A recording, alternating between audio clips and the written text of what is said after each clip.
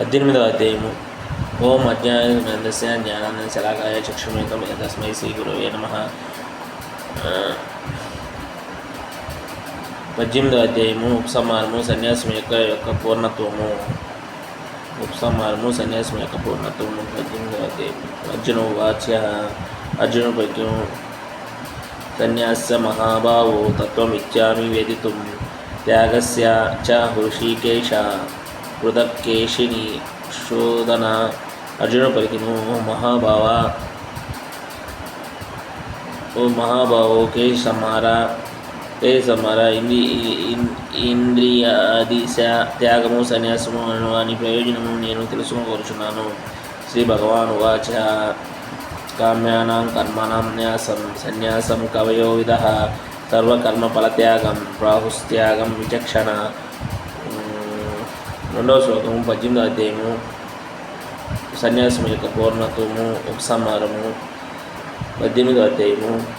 శ్రీ భగవానుడు పలికేను, విషయ కోరికలతో కూడిన కర్మలను త్యజించుటయే సన్యాసమని విజ్ఞులు పలకగా అన్ని కర్మల ఫలమును ఉంచుటయే త్యాగమని బుద్ధిమంతులు పలుకులు.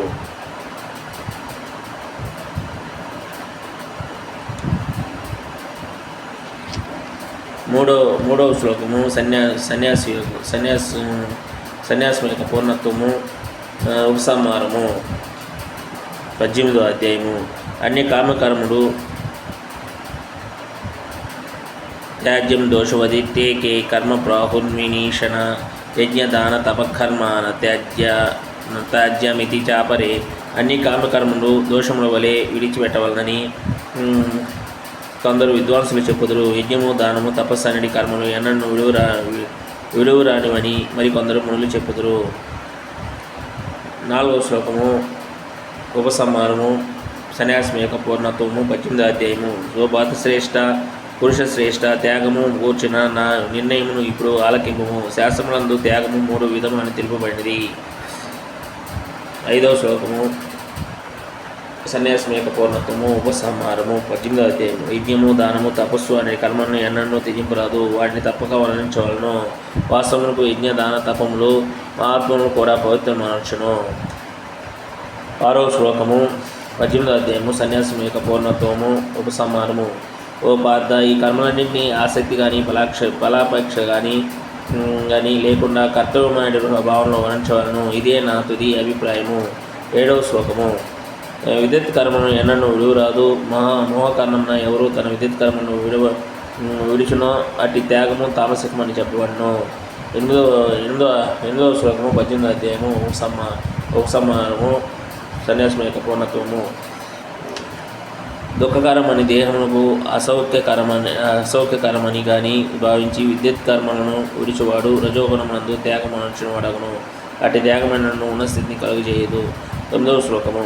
ఓ అర్జున, బాధ్యత అని తన విద్యుత్ కర్మను నిర్వహించుచు ఆసక్తి మరియు ఫలాపేక్ష విడుచువాని త్యాగము సాత్విక త్యాగమనబడును. 10వ శ్లోకము.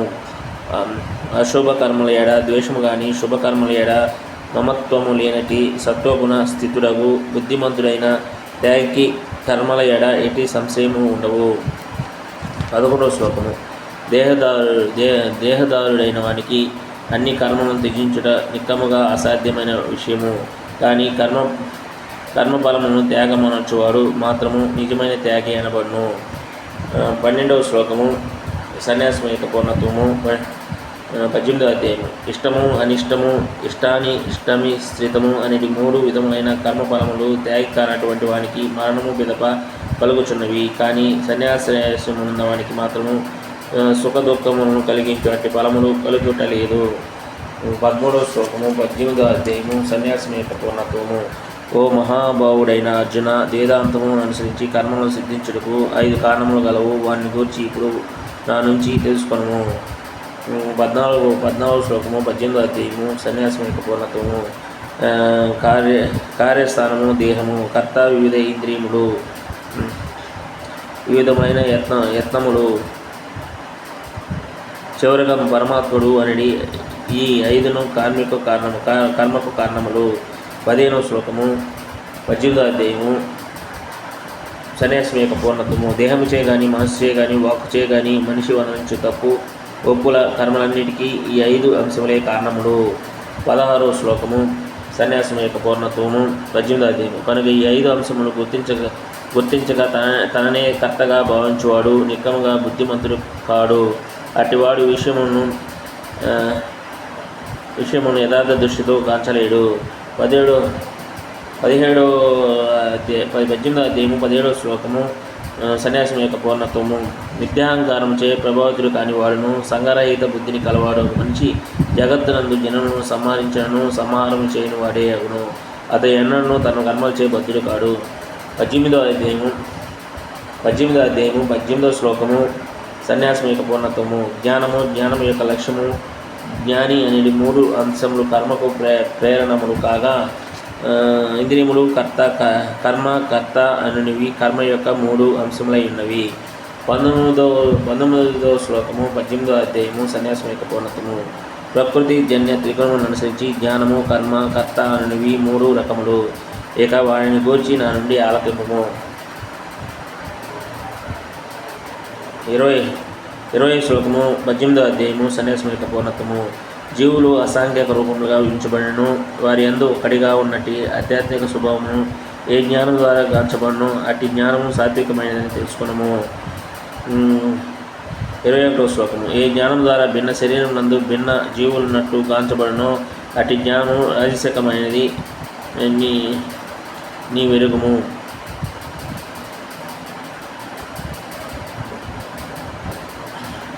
18వ అధ్యాయము 22వ శ్లోకము సన్యాసం యొక్క పూర్ణత్వం. ఏ జ్ఞానం ద్వారా మనిషి అల్పమైనటి ఒకే కార్యమునందు ఆసక్తులై అదే సర్వస్వమైన భావనలో వాస్తవము తెలియక ఉండడం అట్టి జ్ఞానము తామసికమైనదని చెప్పబడను. 23వ శ్లోకము 18వ అధ్యాయం. నియమానుసారము ఆసక్తి లేకుండా రాగద్వేషరహితముగా మరియు ఫలాపేక్ష లేని కర్మ సత్వగుణము అందున్నట్లుగా చెప్పబడను. 24వ శ్లోకము 18వ అధ్యాయం. అతి ప్రయాసతో కోరికలను తీర్చుకొనవలనని నిత్యాహంకార భావంలో ఉంచబడు కర్మ రాజసికమైనదని చెప్పబడను. 25వ శ్లోకము 18వ అధ్యాయము. భ్రాంతికి లోనై శాస్త్ర నిర్దేశములను నిరసించి భావి బంధమును కానీ ఇతరులకు కలుగు హాని దుఃఖములు లెక్కపెట్టగా ఉంచబడు కర్మ తామసికమని చెప్పబడను. 26వ శ్లోకము 18వ అధ్యాయము. త్రిగుణముల సంగము మిథ్యాహంకారము లేకుండా నిశ్చయము మరియు ఉత్సాహంతో కూడి జయాపజయములందు చెలింపక తన ధర్మమును నిర్వర్తించువాడు సాత్విక కర్త అనబడును. 27వ శ్లోకం 18వ అధ్యాయం. కర్మ మరియు కర్మ ఫలముల ఏడ ఆసక్తి కర్మ ఫలమును అనుభవింపకోరు వాడును లోభియను అసూయపరుడును అపమిత్రుడును సుఖదుఖముల చెల్లించేవాడును రజోగుణ కర్త అనబడును. 28వ శ్లోకము 18వ అధ్యాయము. ఎప్పుడునూ శాస్త్ర నిర్దేశములకు విపరీతముగా భౌతికవాది మొండితనముతో మోసము చేయుచు ఇతరులను అవమానము చేయుటలో దక్షుడై సోమరితనము విచారగ్రస్తులను జాప్యము చేయుచు కర్మను చేయవాడు తామసిక కర్త అని చెప్పబడును. 29వ శ్లోకం 18వ అధ్యాయం. 29వ శ్లోకం 18వ అధ్యాయం. ఓ ధనంజయ త్రిగుణములను అనుసరించి వివిధములైన బుద్ధి మరియు నిశ్చయములను గురించి విశదముగా నా నుండి ఆలకించుము. 30వ శ్లోకము 18వ అధ్యాయము సన్యాసం యొక్క పూర్ణత్వము. ఓ పాత ఏ అవగాహన ద్వారా మనిషి ఏది చేయదగిన ఏది చేయరానిదో దేనికి భయపడవలనో దేనికి భయము అందరాదో ఏది బంధనకరమో ఏది ముక్తిదాయకమో తెలుసుకొనగలుగునో అట్టి బుద్ధి సాత్వికమైనది. 31వ శ్లోకము 18వ అధ్యాయము సన్యాసం యొక్క పూర్ణత్వము. ఓ పాత ఏ అవగాహన ద్వారా ధర్మము మరియు అధర్మము నడుమగల భేదము చేయకూడని కార్యము మరియు చేయదగిన కార్యమును నడుమగల భేదము తెలియక ఉండునో అట్టి బుద్ధి రాజసిక బుద్ధి అనబడును. 32వ శ్లోకము 18వ అధ్యాయము సన్యాసం యొక్క పూర్ణత్వము. ఓ పాత ఈ అవగాహన అజ్ఞానము మరియు భ్రాంతి కారణంగా అధర్మమును ధర్మమని మరియు ధర్మమును అధర్మమని భావించుచు ఎల్లప్పుడూ తప్పు ద్రోవను బట్టు బుద్ధి తామసికమైనది. 33వ శ్లోకము 18వ అధ్యాయము సన్యాసం యొక్క పూర్ణత్వము. కృతకుమార ఏ నిశ్చయము పట్టు వదలక ఎందునో స్థిరమైన యోగ సాధన వలన కలుగునో దానివలన మనో ప్రాణేంద్రియముల కర్మలను అదుపు చేయను అట్టి నిశ్చయము సాత్వికమైనది. 34వ శ్లోకం. ఓ అర్జున కానీ ఏ నిశ్చయము ద్వారా మనుషుడు ధర్మము అర్థము కామమందలి ఫలమును ఎడ ఆసక్తిని వహించునో అట్టి నిశ్చయము రాజసికమైనది.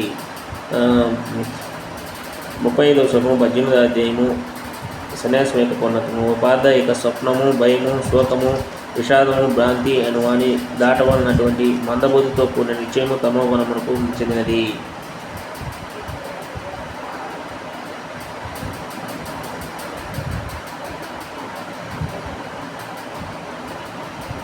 డెబ్బై 56వ శ్లోకము 18వ అధ్యాయము.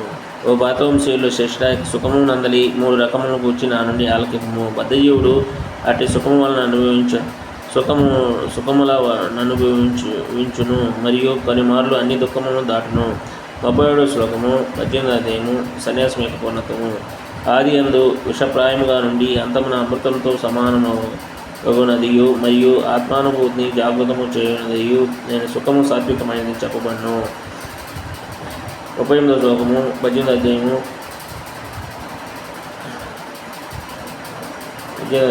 సన్యాసం యొక్క పూర్ణత్వం. ఇంద్రియములు ఇంద్రియార్థములతో సంపర్కమునందగా లభించునదియు మరియు ఆదిలో అమృతము వలె అంతమున విషము నవ్వు సుఖము రాజసుఖమని చెప్పబడును. 39వ శ్లోకము సన్యాసం యొక్క పూర్ణత్వము. 18వ అధ్యాయం. ఆత్మసాక్షాత్కారమును మరుగుపరచు ఆది నుండి అంతము వరకు భ్రాంతిమయమైనది నిద్ర, సోమరితనము, బ్రహ్మ వలన కలుగు సుఖము తామసికమైనదని చెప్పబడును. 40వ శ్లోకము 18వ అధ్యాయము. సన్యాసం యొక్క పూర్ణత్వం. ప్రకృతి జన్య త్రిగుణం నుండి విడువడి నట్టి జీవుడు భూలోకమును కానీ వర్ధోలోకమును కానీ దేవతల యందు కానీ ఏ చోటను లేడు. 41వ శ్లోకము 18వ అధ్యాయము. సన్యాసం యొక్క పూర్ణత్వము. ఓ పరంతప, ప్రకృతి 3 గుణములచే కలుగు స్వభావములను అనుసరించి బ్రాహ్మణులు, క్షత్రియులు, వైశ్యులు మరియు శూద్రులు గుర్తింపబడుదురు. 42వ శ్లోకము సన్యాసం యొక్క పూర్ణత్వము. ఉపసంహారము. 18వ అధ్యాయము. శాంతి, ఆత్మ, సంశయము, తపస్సు, పవిత్రత, సహనము, నిజాయితీ, జ్ఞానము, విజ్ఞానము, ధార్మికత, యమ సహజ లక్షణములను కూడిన బ్రాహ్మణులు కర్మ నరరుతురు. 43 శ్లోకము 18వ అధ్యాయము. శౌర్యము, శక్తి, దృఢనిశ్చయము, దక్షత, యుద్ధమునందు ధైర్యము, ఔదార్యము, నాయకత్వము అను సహజ లక్షణములతో క్షత్రియులు కర్మను వనవిత్తురు. 18వ అధ్యాయము. సన్యాసం యొక్క పూర్ణత్వము. 44వ శ్లోకము 18వ అధ్యాయము. సన్యాసం యొక్క పూర్ణత్వము.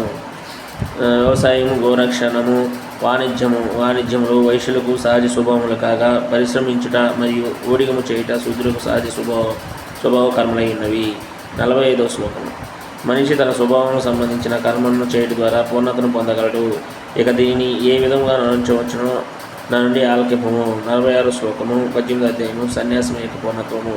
అందరికీ కారణమైన వాడు మరియు సర్వత్రా వ్యాపించి ఉన్నవాడును అగు భగవానుని ఆరాధించుతూ తన విద్యుత్ కర్మను వర్ణించడం ద్వారా మనిషి పూర్ణతను పడేయగలడు.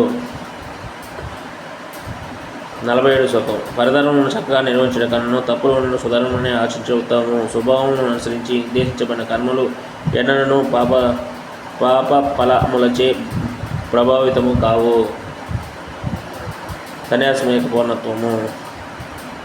48వ శ్లోకము. సన్యాసం యొక్క పూర్ణత్వము. 18వ అధ్యాయము. అగ్ని పొగచే ఆవరించబడినట్టు ప్రతి యత్నంలో కూడా ఏదో ఒక దోషము ఉండును. అందుచే ఓ కౌంతేయ, దోషపూర్ణతమైనను తన సహజ కర్మను ఎవడను తెగించరాదు.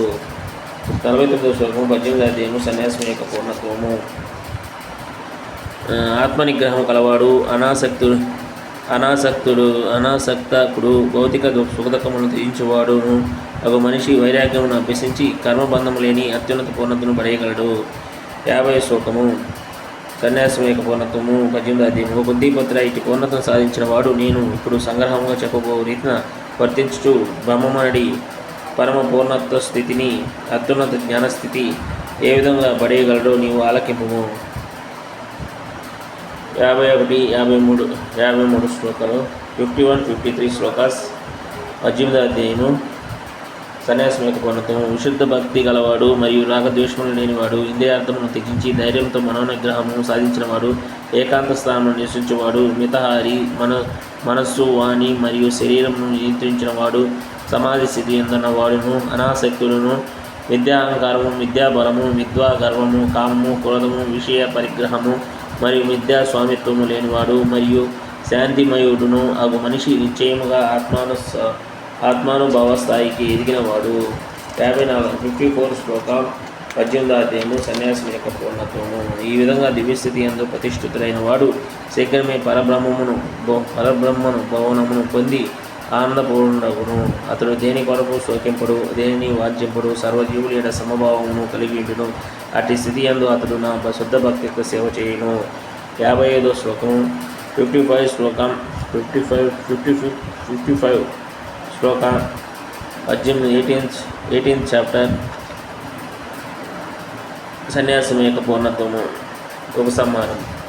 కేవలం భక్తికి సేవ చేతనే మనిషి నన్ను యథార్థ రూపంలో దేవుడని అవగాహన చేసుకునగలడు. అట్టి భక్తి ఎత్తిచే పూర్తిగా నా భావన కలవాడు భగవద్ధామును చేరగలడు. 56 శ్లోక 18వ అధ్యాయము సన్యాసం యొక్క పూర్ణత్వము. అన్ని రకమైన కర్మలను ఆచరించినను నా శుద్ధ భక్తుడు నా సంరక్షణలో ఉండి శాశ్వతమును సనాతనమును అగు ధామమును అనుగ్రహంచే పొందగలడు. 57 శ్లోకం. సర్వకర్మల యందు నా పైనే ఆధారపడి సదా నా సంరక్షణందే ఉండి కర్మను నరింపుము. అట్టి భక్తి సేవలో సంపూర్ణంగా నా యందు చిత్తము కలవాడగుము. 57 శ్లోక 18th చాప్టర్ 58 శ్లోక 18th చాప్టర్ సన్యాసం యొక్క పూర్ణత్వము. నా యందు చిత్తము గలవాడినచో నా కరుణచే బద్ధ జీవితపు ఆటంకములన్నింటినీ దాటగలవు. కానీ నా మాట వెనుక బట్టి అట్టి భావనలో గాక మిథ్యాహంకారంతో వర్తించేవేని తప్పక వినాశము పొందుదువు. 59వ శ్లోకము 59 శ్లోక 18వ అధ్యాయము సన్యాసం యొక్క పూర్ణత్వము. నా ఉద్దేశమును అనుసరించి వర్తించగా యుద్ధము చేయుకుందునేని నీవు తప్పు మార్గమును పట్టిన వాడవదువు. అయినను నీ స్వభావమును అనుసరించి నీవు యుద్ధము చేయుము. 60 శ్లోకం 18th చాప్టర్ సన్యాసం యొక్క పూర్ణత్వము. ఉపసంహారము. మోహ కారణముగా నీవు ఇప్పుడు నా ఉద్దేశానుసారము వర్తించుటకు అంగీకరింపకున్నావు. కానీ ఓ కొంతేయ నీ స్వభావం వలన పుట్టిన కర్మచే అవసుడువై నీవు దానిని చేయుదువు. 61వ శ్లోకము. ఓ అర్జున, పరమపురుషుడు అందరి హృదయమునందు ఆశీనుడయుండి భౌతిక శక్తి అనేది యంత్రంపై అరుడులై ఉన్న సర్వజీవుల గతులను నిర్దేశించున్నాడు. 62 శ్లోకాస్ 18వ అధ్యాయము సన్యాసం యొక్క పూర్ణత్వము. ఓ భర్తవంశేయుడా, సంపూర్ణముగా అతని శరణనే పొందుము. అతని కరుణచే కర్మశాంతిని దివ్యమైన శాశ్వతమును పొందగలవు. 63వ శ్లోకము 18వ అధ్యాయము. ఈ విధంగా గుహ్యతరమైన జ్ఞానం నేను నీకు వివరించేది. దీన్ని చక్కగా ముందు వెనుకల ఆలోచించి ఆ పిదప తోచిన రీతి చేయము. 64వ శ్లోకము 18వ అధ్యాయము సన్యాసం యొక్క పూర్ణత్వము. నీవు నాకు ప్రియమిత్రుడు అయినందున జ్ఞానముల్లోకెల్లా గుహ్యతమైనటి నా దివ్య ప్రదేశమును నీకు చెప్పుచున్నాను. ఇది నీ హితము కొరకైనందున దీన్ని ఆలకింపుము. సర్వగుహ్యతమం భూయ శృణు మే పరం వచ ఇష్టోసి మే దృఢమితి తతో వక్ష్యామి తే హితం. మన్మాభవ మద్భక్తో మధ్యాజీ మాం నమస్కురు. మన్మనాభవ మధ్యాజీ మాం నమస్కురు. నమే వైశస్య సత్యం తే ప్రజానే ప్రియేసి. మన్మనాభవ మద్భక్తో మధ్యాజీ మాం నమస్కురు. నమే వైశస్య సత్యం తే ప్రజానే ప్రియేసి. 65వ శ్లోకము 18వ అధ్యాయము సన్యాసం యొక్క పూర్ణత్వము. సర్వదా నా చింతన చేయము, నా భక్తులు కమ్ము, నన్ను పూజింపుము, నాకు నమస్కరింపుము. ఈ విధంగా నీవు తప్పక నన్ను చేరదువు. నీవు నా ప్రియమిత్రుడు వచ్చే నేను నీకు ఇది వాగ్దానం చేయుచున్నాను. 66వ శ్లోకము 18వ అధ్యాయము. సర్వ విధములైన ధర్మమును త్యజించి కేవలం సర్వధర్మాన్ పరిత్యజ్యామేకం శరణం వ్రజాహం త్వాం సర్వపాపేభ్యో మోక్షయిష్యామి మా శుచిః. సర్వధర్మాన్ పరిత్యజ్యామేకం శరణం వ్రజాహం త్వాం సర్వపాపేభ్యో మోక్షయిష్యామి మా శుచిః. సర్వ విధములైన ధర్మములను త్యజించి కేవలం నన్నే శరణ పొందును. నేను నిన్ను అన్ని పాపముల నుండి ముక్తులను గాంచుదును. భయమునందకము. 67వ శ్లోకము 18వ అధ్యాయము సన్యాసం యొక్క పూర్ణత్వము. వ్యక్తి గుహ్యత్యము జ్ఞానము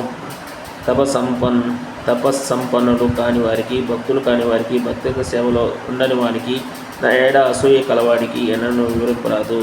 68వ శ్లోకము 18వ అధ్యాయము సన్యాసం యొక్క పూర్ణత్వము.